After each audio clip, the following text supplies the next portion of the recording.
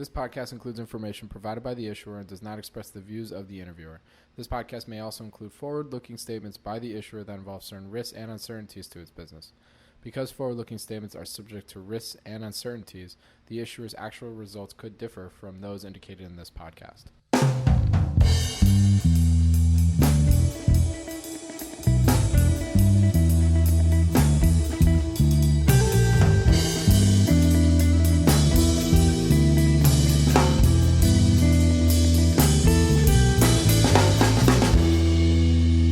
Welcome to the Planet MicroCap Podcast. I'm your host, Robert Kraft, and thank you all so much for the support and for tuning in to the Planet MicroCap Podcast.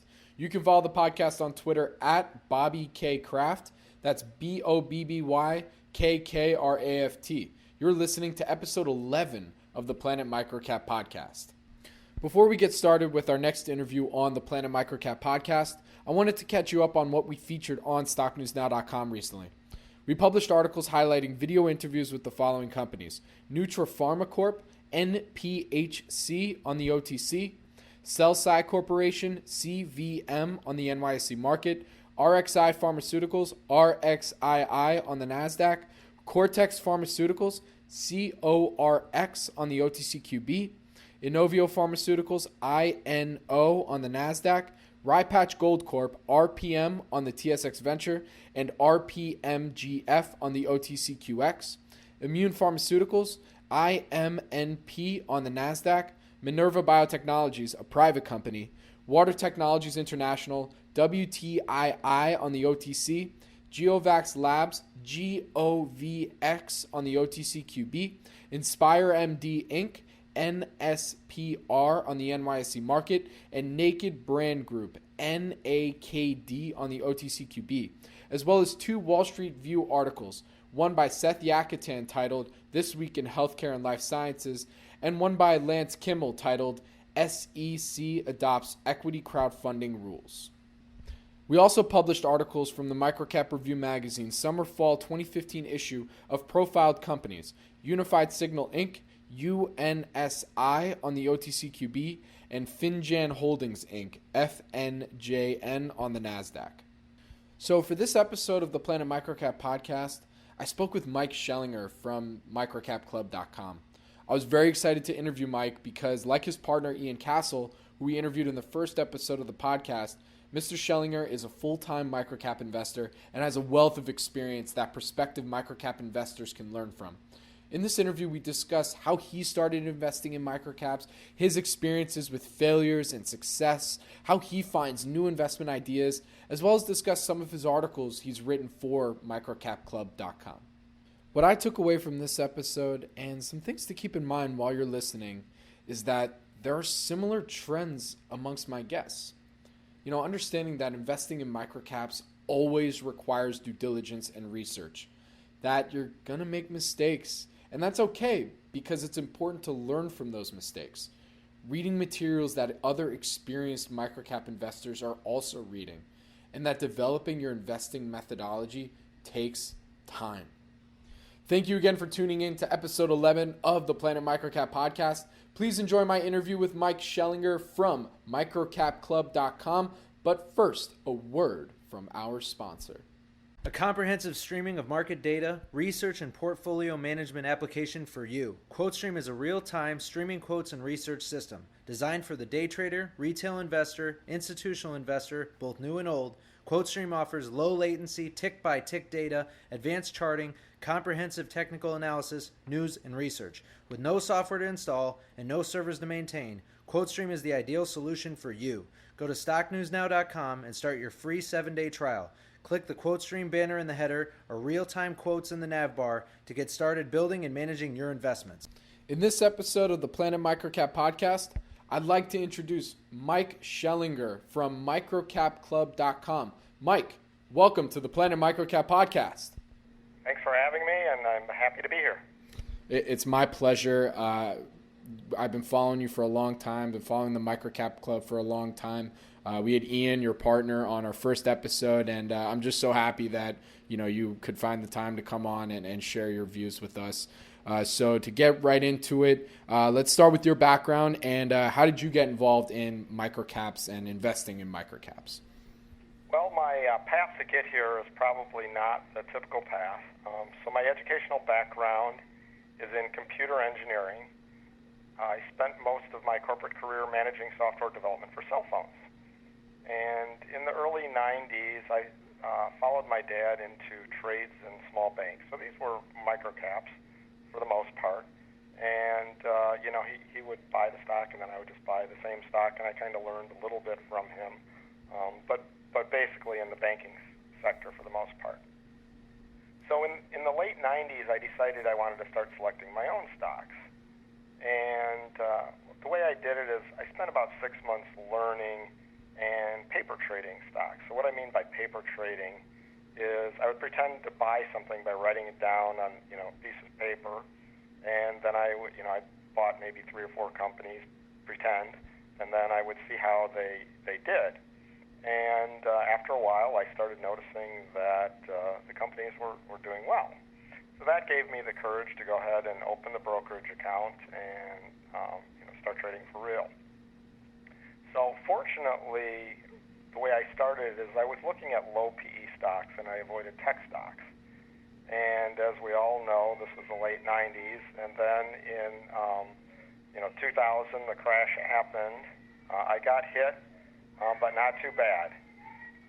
2001 through 2002 were slow, but I continued to learn and made modest amount of money in that time. Then 2003 to 2005 happened, and that was where I really started hitting my stride, and those were great years. And I started making more money investing than I did in my corporate job. And furthermore, the amount of time, I was spending maybe 20 to 30 hours a week on investments, and it really became, impossible to do both my full-time job and do the investing. So after some contemplation in 2005, I decided that 2006 was the year I was going to cut the cord, and I did, and I became a full-time investor in microcaps, and that's what I've been doing ever since.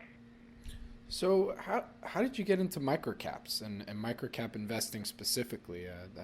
Can you go into that? Sure. Well, as I mentioned, I started out a little bit in the microcaps just because that's, the small banks is one aspect of it. But I think really what got me going in microcaps is I was looking at low PE stocks, which as it turns out, more often than not always, but more often than not are microcap companies. So I just sort of, stumbled into that, I think, in a way. But then as I went along, I started learning that, one of the advantages of being in microcaps is that Wall Street basically ignores them for the most part because, if you're a large fund, like, say, a Fidelity fund, you can't really buy a microcap stock because your fund is so big, you'd have to buy the whole microcap company, and even then you wouldn't move the needle. So these microcap companies,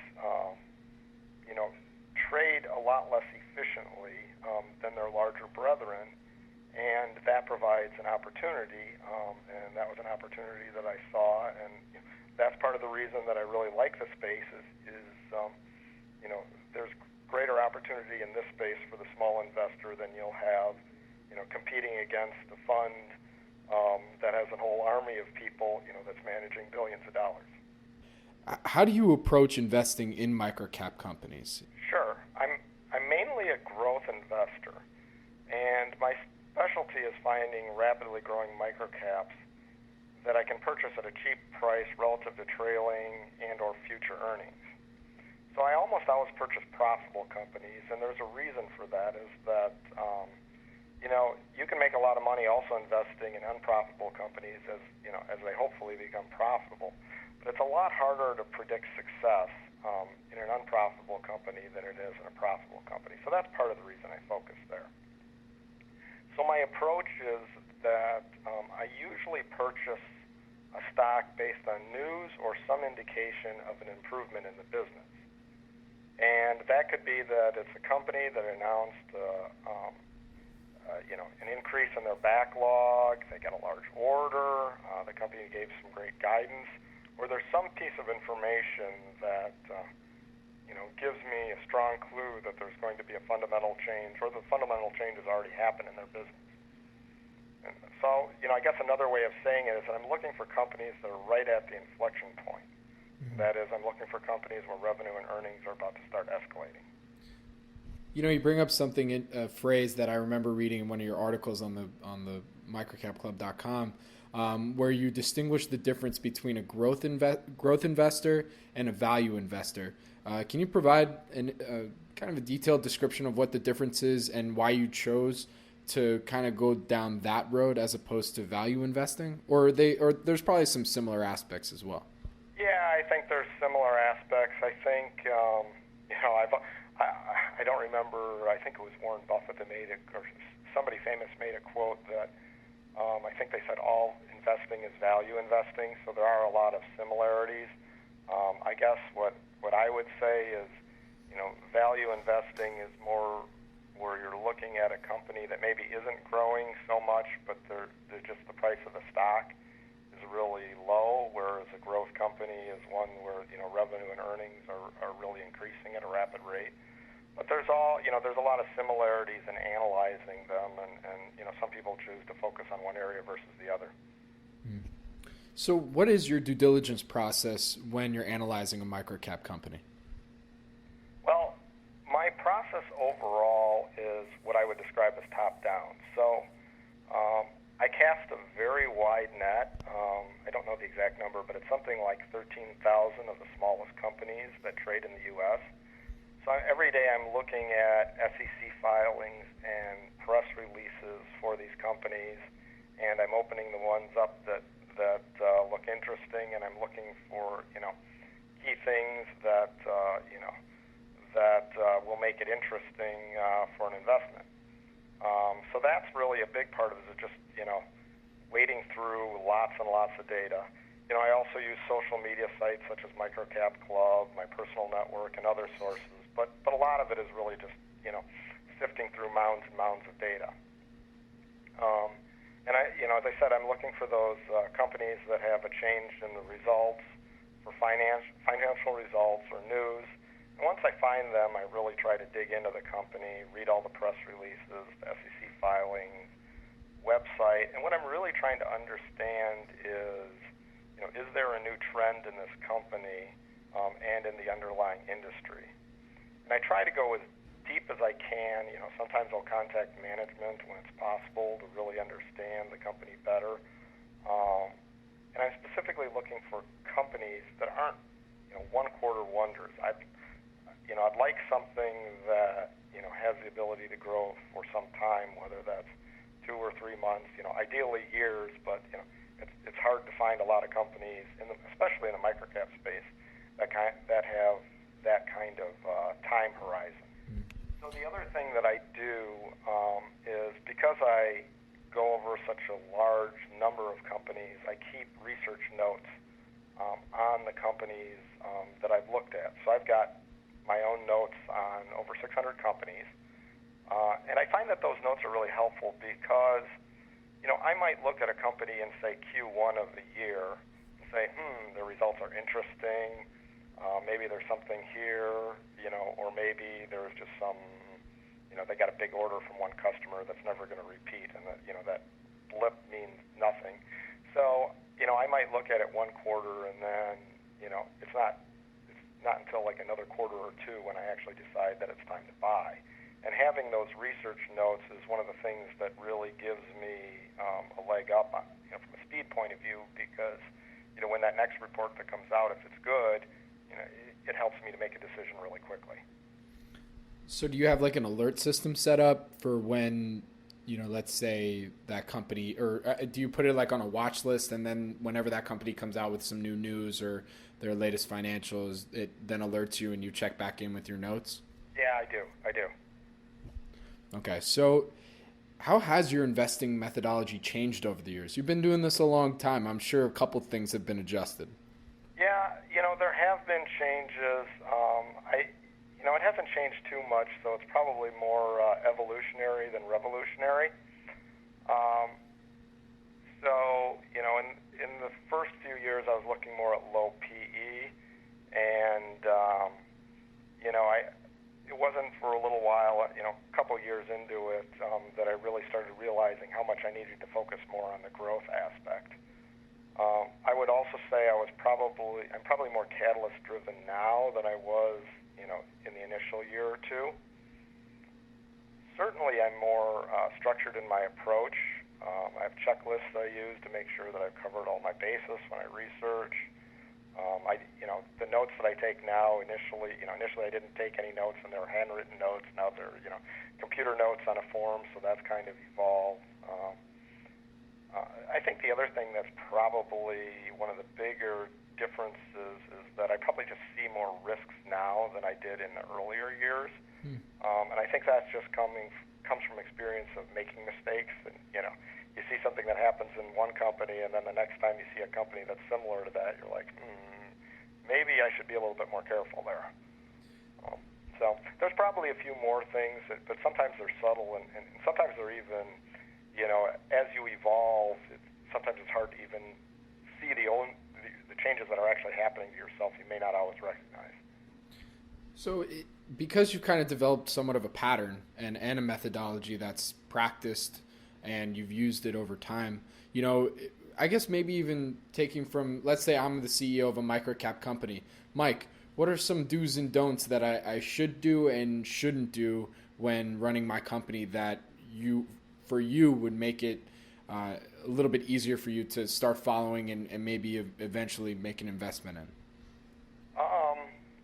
Well, that could probably be a whole podcast right there. I agree. but let me try to come up with a few things quickly that might hit on some of the high points. I think you have to be careful in how you manage the street or manage investors. Set to the extent that you're setting expectations, be realistic in how you set them. If you set them too high, and then you can't hit them, you're going to lose investors, and sometimes you're going to lose them for a long period of time. So that's one thing maybe I would hit on. Another is just, manage your share structure very carefully. Manage the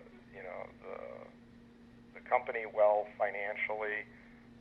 So there's a whole bunch of different things, but I think the other thing maybe I would say is, I think CEOs should always put themselves in the investor seat and try to think about their company that way, and do what an investor would want to see, and I think that's that's something that would help guide them a lot.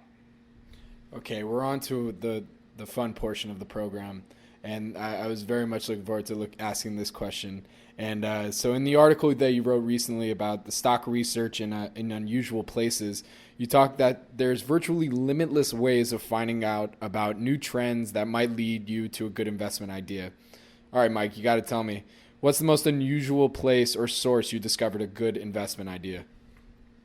So probably the best story that I have is the one that I've outlined in the article. I mean, I think a lot of people have some stories, maybe not everybody. But so the situation was, it was around Christmas time, and my wife sent me to buy a gift card for my niece, whose birthday also happens around the same time. And she was in the second grade, and the store that my wife sent me to was called Justice. So I don't know if you've ever been in the store. This was the first time I had ever gone to the store. I had no idea what it was like. So I walked into the store. The store is filled with music and motif that was really attractive for girls of that age. And it wasn't like shopping at a big box store, like say you're in a Walmart or something. Every aisle pretty much looks the same. You got pretty much the same kind of sign on top of the rack. It's this was really geared towards girls. And actually, when I was talking with my daughters, who are grade school age, recently, just before I wrote the article, I asked them, well, how would you describe the environment? And they described it as glam. Well, I'm not totally up on all their terminology, but and the nuances of what that means. But the way they described it, I know they really like it, and they like it today. during the market crash. So, just seeing a packed store was kind of, it was a big clue to me. It was one of those experiences where just walking in the store, I'm like, wow, this place is different. There's something to this. So I went along, bought my gift card, and then went back home. And a couple weeks later, I was talking to one of my trading friends, and I told him about this experience, and he's like, yeah, my daughter really likes that place too. So we're like, And we started studying the financials, like what we saw, invested in the company, and did quite well. In fact, it was just a matter of months later that the company got bought out by Dressbarn. So why am I telling this story, and why did I write the article to begin with? It's what I learned by this experience is, I always try to keep my eyes open for new products or markets. So, and coming up on Christmas time, this is a great time to keep that in mind. So whenever my family starts talking about new products or services they like, I always go out and try to research the product, find the company that's selling it. Now, it may be a big company like Intel, and, it's probably not going to move the needle, but every now and then you find something that's a small company that's publicly held, and, you find a product that can really be, a product or service that can really be a game changer for the company. And sometimes you'll learn things that way before the broader market really understands what's going on, and it's a great way to find small companies. And what have you learned from both your biggest wins and some of your worst losses? Oh, that's a great question. So let's start with biggest losses. Because I think most investors learn more from their losses than their wins. So my biggest losses have typically come when I made a big bet that didn't follow my system. So one case was a company that was marginally profitable. It wasn't really profitable the way I usually want, but I sort of stretched my rules a little bit. And this was during the downturn in the market that happened in the 2008 time period. And what happened is the company ended up having their line of credit pulled. And I also knew at the time I invested that their financial situation wasn't the greatest. And what happened is when the credit line got pulled, they basically couldn't finance sales anymore, and that caused the rapid demise of that company. So another example was a company that had an early stage technology, and I thought the technology was further along than it was. Instead of waiting for financial progress, I went in big kind of early. And, well, it turns out the technology was harder to commercialize than they thought, and the stock ended up going down a lot, and I lost a lot of money. So the key, I think really that I learned from my biggest losses is that, I've got to follow my system. If I'm going to, and sometimes you want to stray from your system to try something different to keep fresh, because maybe there's another thing you can do a little bit differently, but you have to remember when you're doing something different to always start small, before before you've had a chance to prove out a new strategy, because, you're going to be wrong a lot of times when you try something different that you haven't tried before. So it's good to start small. Mm-hmm. So that was the biggest losses. Now let's talk about the biggest winners. So I find lots of companies that I think have the potential to be multi-baggers. And what I mean by multi-baggers is these are companies that can double, triple, or more. Many of these do become multi-baggers, but not all of them. And I was fortunate to have one 100-bagger. I've had many 10-baggers and numerous companies that doubled and tripled. But one of the things I've learned over the years is at the onset, it's often very difficult to tell the difference between the one that's going to grow by 50% and the one that becomes a 100-bagger. The one that was a 100-bagger, when I bought it, I wasn't sure whether it was going to be, the company was so illiquid. If I was wrong, I knew I was going to take a loss. It's really hard to tell at the onset, especially if you're buying them relatively early, which is when you get you have the most potential. And there's many reasons think why these you can't tell which one is going to be the winner, the big winner right away. While there's a lot of things, I'd sort of like to hit on two areas that I think are some of the biggest keys. So some of the really successful companies that I've owned have developed a moated business in a small area, and then they expand it to other areas. For example, there was a pharmaceutical company that had a product in one area, and they had a technique for finding these and commercializing them that was low risk, but they only had one product. I'm like, well, is this company a one-hit wonder, or are they going to be able to replicate it in other areas? Well, it turned out they were able to replicate it in other areas, but at the beginning, I didn't know. The other point that I'd like to highlight is that it really comes down to execution by management. Even the best business model in the world in a big blue sky opportunity comes down to execution. And you can get a sense by reading the management's bio, looking at their financials, how they manage the company, by talking with them. You can kind of get a sense as to how good or they are or aren't. But the proof is really in the pudding, and sometimes they execute and sometimes they don't. So given this with, kind of the two big areas where, reasons that companies have turned into the big winner or haven't, I've kind of developed a philosophy that I like to have several companies in my portfolio that have the potential to be big winners, and then be flexible about my monitoring of them. I know that some are going to work and some will not, and I don't often know at the start which one it's going to be. I have my suspicions, and probably a little bit more right than wrong, but maybe not more than 55% right versus wrong on which one. But if you start with a good ingredient, you'll do well. But what I find is you got to have multiple opportunities like that, and then you have to have the wisdom and experience to know which ones to hold and which ones to cut loose, and knowing when to do that is really the trick. And I'm going to ask, what is the trick? Yeah, well, there's lots of things. Are they executing? Are they?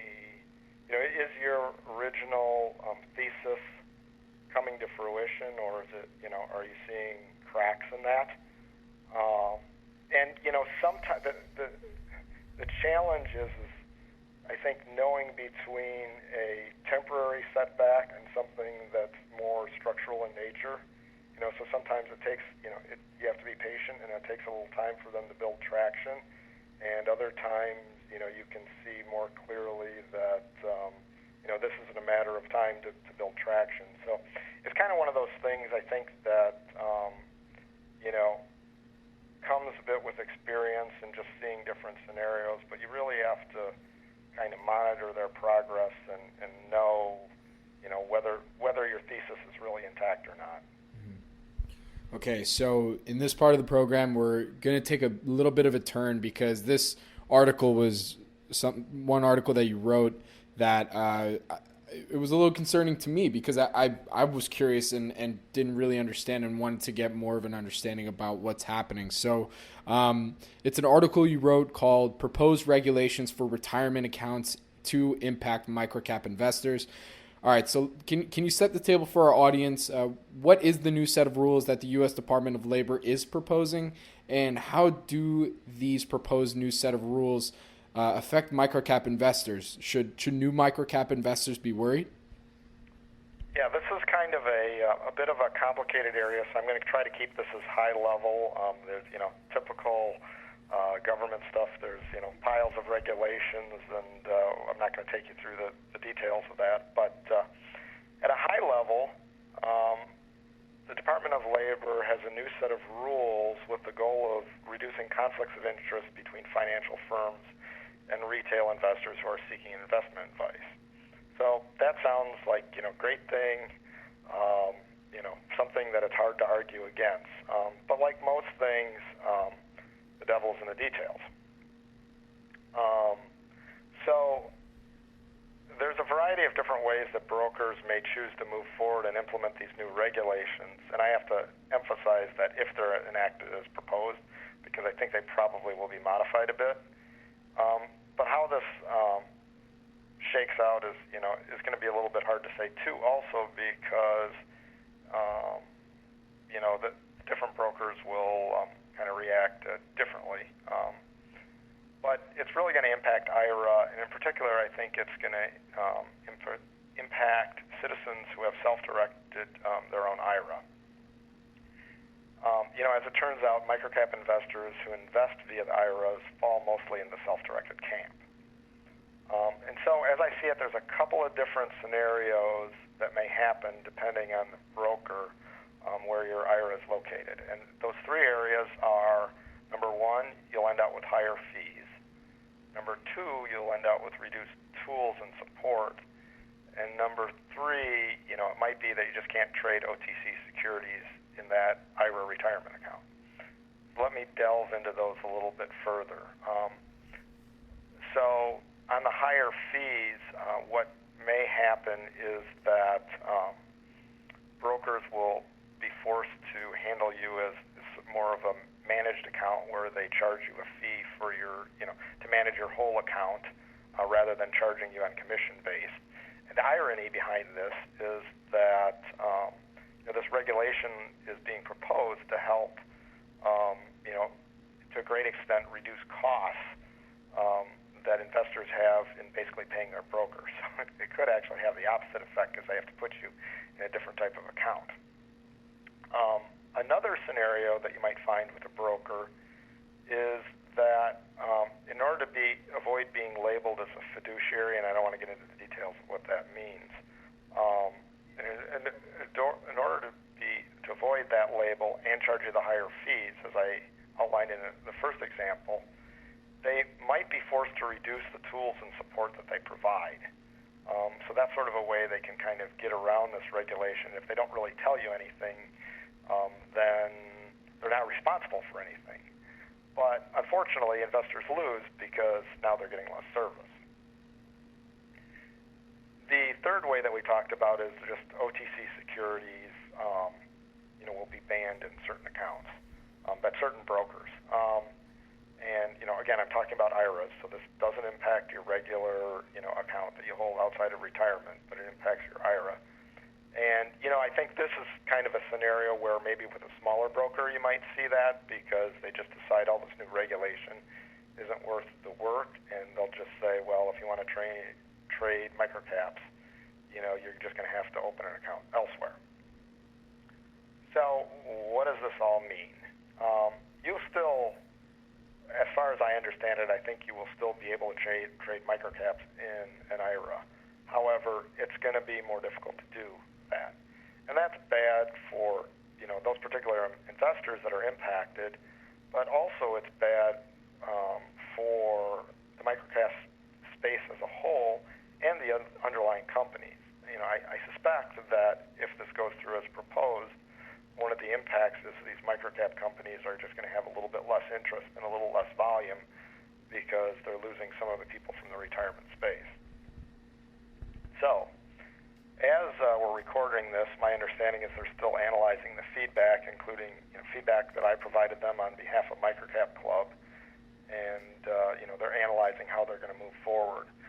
So I think there may be an opportunity after they're done doing this analysis. They'll say, what their next step is, and we'll either have another opportunity to give more feedback to the Department of Labor, or to, quite frankly, to give feedback to our legislatures as well. So it isn't over yet, but I think it's something that microcap investors should keep on their radar and do what they can as citizens of the United States to voice their opinion.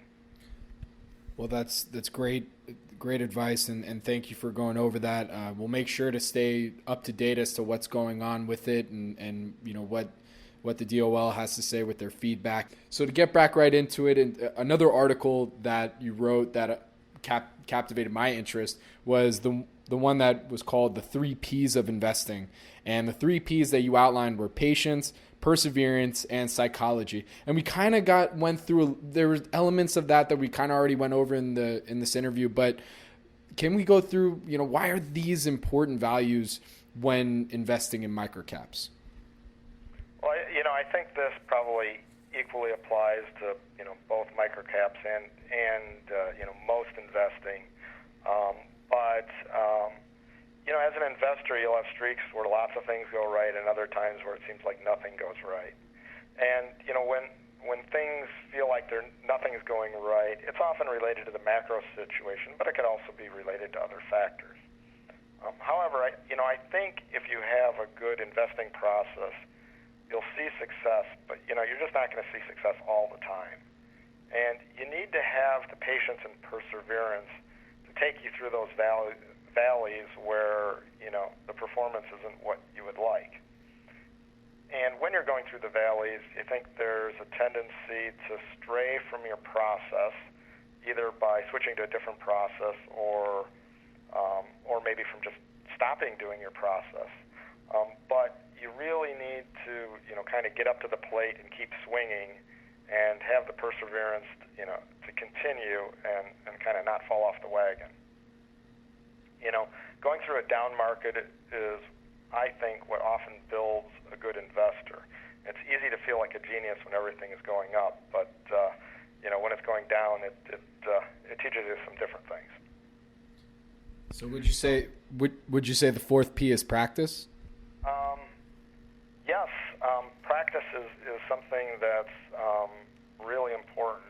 You need to practice your process and evolve it as necessary. Never stop looking for new ideas, never stop learning, and never stop doing research on your positions.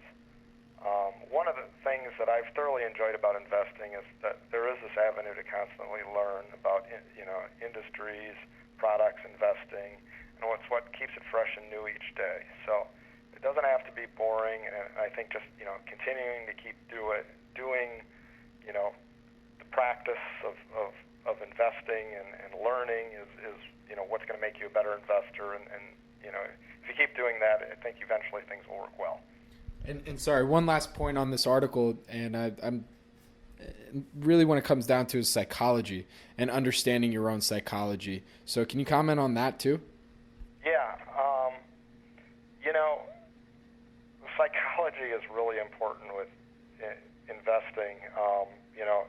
As Warren Buffett says, we simply attempt to be fearful when others are greedy, and to be greedy only when others are fearful. Often investing, you have to do exactly the opposite of what your emotions are telling you to do. When your stock is going up, you're thinking maybe, it's going to go up further, but maybe that's the time you should be selling.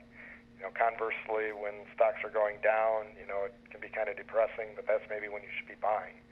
So being cognizant of your emotions and learning to master them is really important, because you have to do oftentimes, to be successful, you often have to do what feels uncomfortable because it's the opposite of what your emotions are telling you to do. So for new investors looking at microcap companies, what advice would you give them? Well, I would say, I talked earlier in the program about how I paper traded first. I think that was really helpful because it helped me to learn what works and what didn't work, and it also gave me a little bit more confidence to know that when I was jumping in, I had an idea of what I was doing. I would suggest also just trying to learn. Read books by famous investors such as Warren Buffett, Peter Lynch, whoever. One of my favorite books, I think when I started, I read like 3 or 4 books, and my favorite of all of them was Peter Lynch's Beating the Street, which I thought was a great book. There's articles you can read. MicroCap Club, we put out several new articles every month. There's lots of other sources you can get articles to. So just start, reading about, different investing strategies, reading about different companies in different industries. Just be a sponge and learn as much as you can. And I wanted to ask you one thing, because this is something that I talk a lot about with my friends when it comes to investing in microcaps, and it has to do with your starting amount of money that you need to go in to invest in microcaps.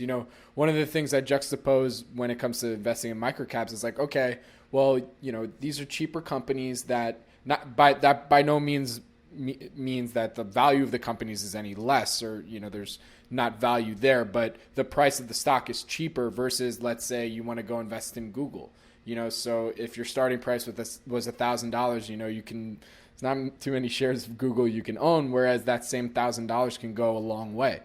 So from your experience, maybe when you were just getting started, what advice can you give to up and coming microcap investors who are just curious, like, well, at what price should I get started at? Should I use a small amount and try it out? Or, should I really save up a little bit, develop my strategy, develop my methodology, see what kind of works, and then start taking positions? Yeah, well, I think this kind of like all investing, first, it's kind of similar in any kind of investing. So first thing, investors should do is, get your financial house in order before you start investing, pay off those credit cards, all those kind of things. When you get to the point of investing, it's going to depend on your financial situation, but I think it's wise to just start small. Maybe start with a small amount of money and one company or maybe two or three companies, and you have to be cognizant that you're going to make mistakes when you start out. So it's always better to make small mistakes to begin with, and then as you gain experience, deploy more capital and know that you know what you're doing. So speaking of MicroCap Club from the answer previously, are there any new developments going on over there that you'd like to discuss? Sure, thanks for asking. So in the first episode of your podcast series, when you interviewed my partner, Ian Cassel, he talked about the new subscriber option that we'll be introducing near the end of the year, so that we're getting close on that. Also, we just announced our first MicroCap Leadership Summit, which is available for MicroCap Club members and subscribers, and will be held in Chicago next year, September 22nd and 23rd. So the MLS will have a 2-day format, with the first day being speakers, and the second day being presentations by the best microcap companies we can find. We have several speakers lined up so far, with more to come. So we have Sanjay Bakshi, who's a famous value investor from India. We have Paul Lounces, good at deep field-based research. We have Chris Mayer, who authored the book 100 Baggers, and we have Ian and I. So MLS will be a great opportunity for members and subscribers to hone their investing skills and research some great microcap companies. And you can find out more information on the website if you're interested. I'm so looking forward to this event. I can't wait to go just as an attendee to hear all the different panels and people speaking. And on that note, just to kind of wrap up here, what do you see going on in microcaps? Well, let me hit on maybe two things. So the first thing, and this is kind of a shift that I've seen happen over the past 10 years, and more particularly in the past 5 years, and that's that information flows much more quickly than it has in the past. 10 years ago, I would post an idea out on social media, and I'd just wait for people to notice. Sometimes it would take days, sometimes it would take weeks, sometimes it was a month or two. And now, ideas and information are being posted more rapidly. Somebody posts something out on the internet, and everybody knows it pretty quickly. So I think if you're going to be an investor in the microcap space, you really need to be involved with social media. CNBC doesn't discuss our little companies, so the best way to really understand what others in the microcap space are talking about is by reading social media. So that's kind of a longer-term trend. Something that's kind of a nearer-term trend that I've seen is that PE ratios over the past, let's say, 12 to 18 months in the microcap space are higher than I ever remember seeing them in, maybe since the 2000 time frame, and I'm not even sure they were this high then. I probably didn't track things closely enough. They seem to have come down from where they were a year ago, but they're still higher. And I think that's a function of where we are in this. It's a long bull. We've been in this bull market for a long time, and it's also a function of the scarcity of ideas right now. I don't think there's a ton of great ideas that people have right now, just in general. So that's kind of one of the other things that's happening. But like all things, this ebbs and flows, and next year may be a totally different story. All right, Mike. So in wrapping up, let's give a plug for the website and also where our audience can go and follow you on social media. So the website is microcapclub.com, and on social media you can find me. I'm the articles I post on MicroCap Club, or if you're a member there, you can see the posts in the forum. You can also see me on Twitter, where I am at MikeDDKing, or just at MikeDDKing. So that's at Mike D.D. King, the Mike D.D. King. Mike, again, thank you so much for coming on to the podcast. I really appreciate you sharing your views with our audience, and have a great weekend. You too. Thanks. Thank you all for tuning in to the Planet MicroCap Podcast, and thank you, Mike, again for coming on to the program. You can access the podcast by going on to stocknewsnow.com under podcast. Go to podbean.com and search Planet MicroCap Podcast, or on iTunes and search Planet MicroCap Podcast. Stay tuned for the next episode of the Planet MicroCap Podcast, where we'll have our next week in review and have another exciting guest to discuss all things microcap. If you have any questions or comments about the podcast, please send an email to info@stocknewsnow.com. I'd love to hear from all of you. This podcast has been brought to you by SNN Incorporated, publishers of StockNewsNow.com, the official microcap news source, and the MicroCap Review magazine. I'm your host, Robert Kraft, and thank you again for joining me on the Planet MicroCap Podcast. Have a great week, everyone.